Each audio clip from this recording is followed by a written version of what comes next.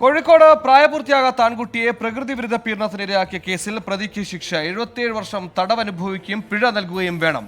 2021 Thamarassery police register ചെയ്ത കേസിലാണ് Kozhikode POCSO കോടതി ശിക്ഷ വിധിച്ചത്.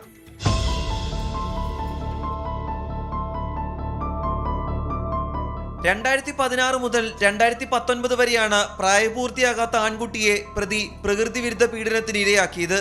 വിവരം 2021 കുട്ടി മാതാപിതാക്കളോട് പറഞ്ഞു.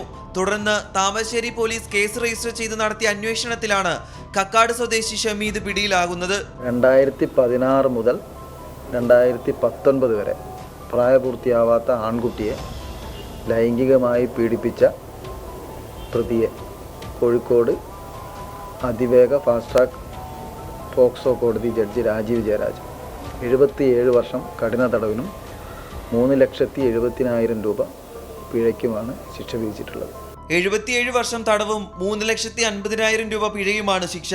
കോഴിക്കോട് പോക്സോ കോടതി ജഡ്ജായ രാജീവ് ജയരാജാണ് ശിക്ഷ വിധിച്ചത്. പ്രോസിക്യൂഷന് വേണ്ടി RN രഞ്ജിത്ത് ഹാജരായി. 24 കോഴിക്കോട്.